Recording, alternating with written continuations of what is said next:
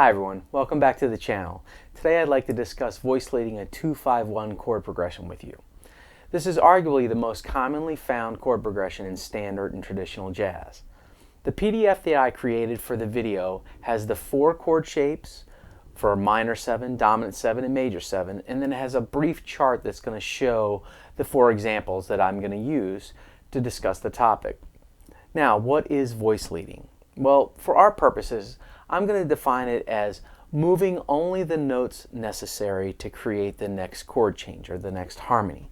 So basically what I mean is be lazy. If you don't need to move the note, don't move it. It's going to create a smoother voice lead for you. Now you might have some experience with this concept, and if you do, hopefully this fills in some cracks for you. Or if you're new to it, with a little bit of practice, you're going to start sounding like a seasoned pro. So let's start with the first example. And that's going to be the minor 7 in root position. And it sounds like this.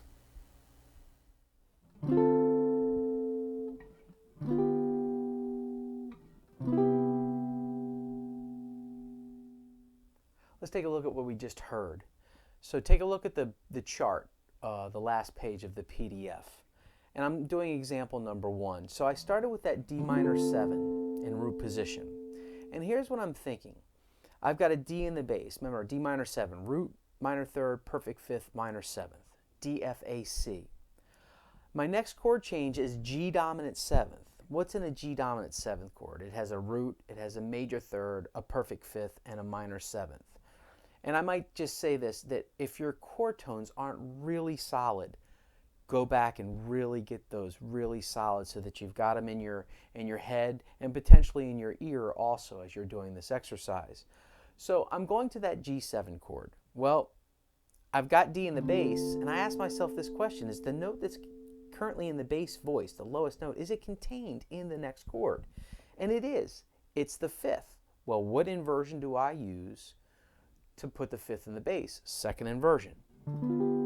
So that's going to be the closest place that I'm going to use to get to my G7. So I play D minor 7 in root position, G7 in second inversion. Now I'm just going to ask myself that question again. Is the note that's currently in the bass contained in the next chord? C major 7, root, major 3rd, perfect 5th, major 7th, C, E, G, B. No, it's not. But if I go down to C and play a root position chord, I get my 2-5-1 properly voice led. So now let's take a look at example number 2, where the 2 chord starts with the minor 3rd in the bass in first inversion.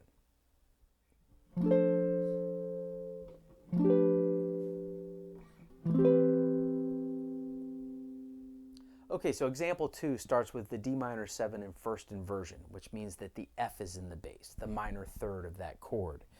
And we're just going to repeat those steps again. Is that F contained in the next chord in the chord progression, the G7? Well, if we remember, G, B, D, and F are the 4 chord tones of G7.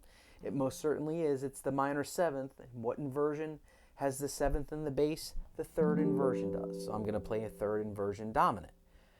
Then lastly, the 1 chord, the C major 7, C, E, G, and B. Is F contained? No, it's not. So we're going to move to that closest chord tone, the E, and play it in first inversion. So let's take a look at example number 3 now.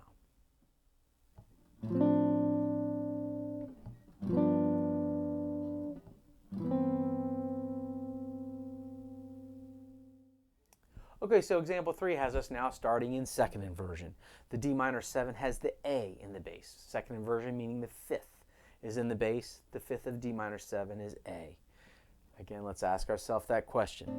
Is A contained in G7? No, it's not. I'm going to move down to the closest chord tone, G, and play a root position G7. My next chord is C major 7. I'm going to ask myself that same question. Is G contained in C major 7? It is. It's the 5th. So I play a second inversion shape. Let's take a look at the last inversion.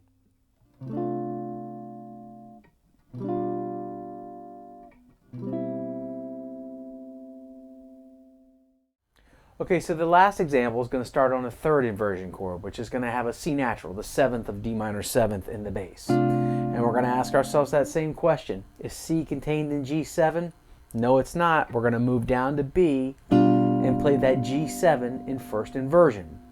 Then ask yourself that question one more time. Is B contained in C major 7? It is. It's the 7th, and we're going to play third inversion. Well, there you go. There's some easy steps to voice lead, some 2-5-1s that might help you become a little bit more proficient in your playing, as well as staying more in the moment when you're playing with a group and you're not worried about all of the different chords that are coming at you. You start to see them in broader landscapes. And I just want to say something real quick also about that concept of closest chord tone, just so that everybody understood that. What I'm referring to there, when I have to move, for instance, in that last example where I had the D minor 7 with a C in the bass, I have two choices. I could go down to B and play first inversion, or go up to D and play second inversion. When I analyze how many notes move, when I move down to B, that F natural stays. They're common. Remember, that's really what we want to do. If we don't have to move a tone, we won't. If I play the D minor 7 and I go up to second inversion, all 4 notes move. So that's why the better choice is the G7 in first inversion. Well, if you haven't already, please subscribe to the channel. It helps me out a lot. Lagana at comcast.net if you have any questions, or if you'd like the PDF, just email me. I'll get it right out to you. And there's a lot more to come, so check in often. We'll see you.